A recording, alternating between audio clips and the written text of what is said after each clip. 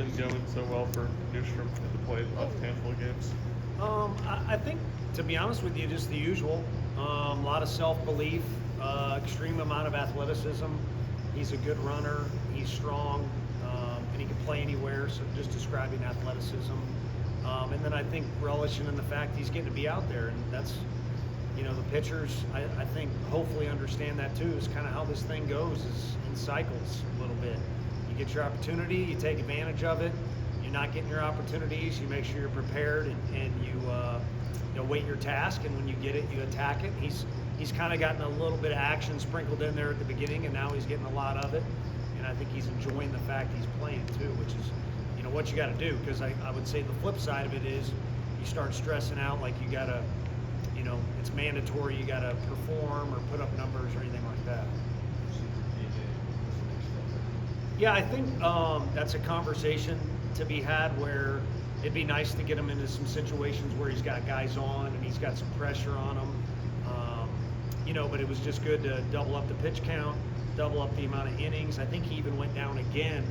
That was his request this go around, was to go down and even get some more pitches in the bullpen. So I know he's hungry to do more. I think we want to do it in a proper progression.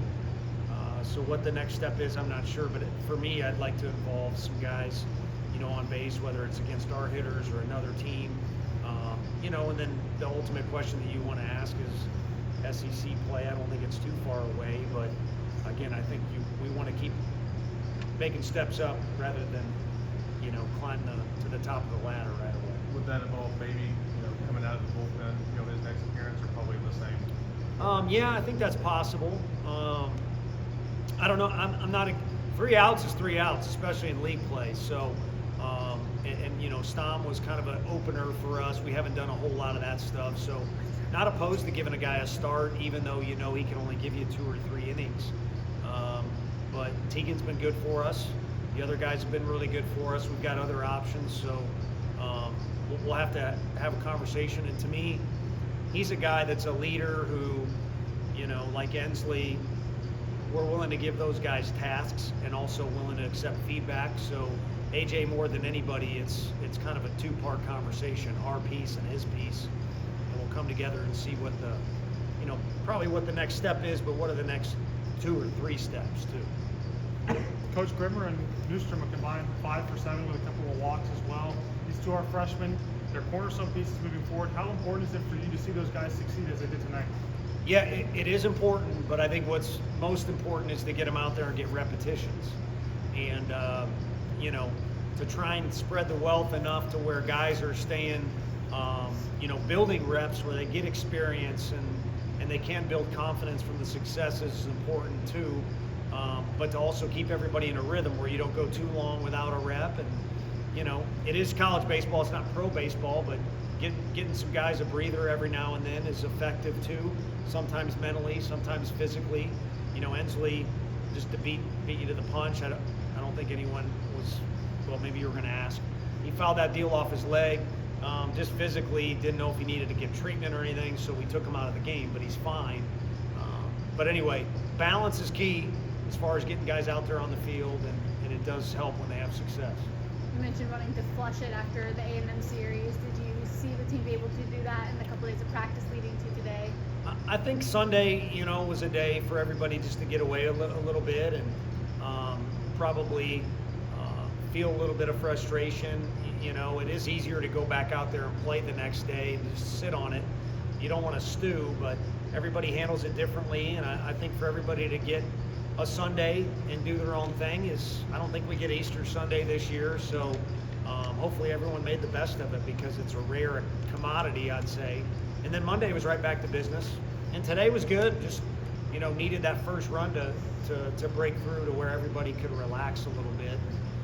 Sometimes you need permission. You don't want it to be like that, but we were knocking on the doorstep there for a couple innings. But when it came in the 4th, it kind of piled on for us. Ariel played in third a little bit tonight, was part of that relay of the plate. How much confidence do you have anywhere you put him on the field? Yeah, a ton. And it was good to get Manny some, reps at short. We even talked as a team that, Jay takes pride in his reps on the infield. And we said it to him with all sincerity, and I told you guys too, we want him leaving this place proving that he can play shortstop, which is the most talked about infield spot, but it doesn't mean it's the most valuable. Ariel showed that tonight, that playing at third, 2 of those plays he made and decisions he made with the baseball were vital in a game that could have been closer than it was at the end. Do you have an attitude to anticipate him being available in any fashion this weekend? Yeah, I would think so. I think in South Carolina, we were just fortunate that his pinch hit opportunity, the game on the line never really took place.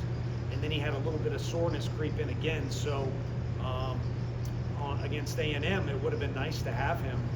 It would have only been in one game. It would have been nice to start him against Lampkin. But he had a little bit of a setback. So going into this weekend, I feel like we're back to where we were against South Carolina. So it makes you feel better when you compare it to what happened last weekend. If you had a crystal ball, and I was to say that to you 2 weeks ago, you might be we might all together be a little frustrated, at least those of us that are cheering on Orange, which I hope is everybody to some extent. But yeah, he'll be able to do something. Mentally, emotionally, how prepared is this team for a tough road game against Ole Miss? I think, I don't mean to speak for everybody, but I've kind of heard a couple comments, and then for myself too, it's good to get back on the road. You do kind of like that little rhythm, and maybe it's from experience of home, away. And, playing back-to-back road weekends was a little bit of we felt like we were on the road forever. And it was great to be back at home. We didn't take advantage of it. It'll be good for new scenery, a new challenge. And when you play on the road in this league, you know how tough it is. But if you can just win a game, it's invaluable. So, yeah, I think everybody's in a good spot mentally to go do that. Do you have any conversations with Liam or Fisher ahead of the series about kind of keeping emotions in check and not making too much of it?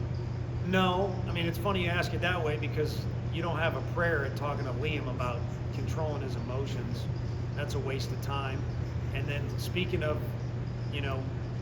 Jersey Shore isn't coming out of fish. He's going to act like that at all times. So, but I think that's his quote, actually, to be honest with you. So no one can be mad at me about that.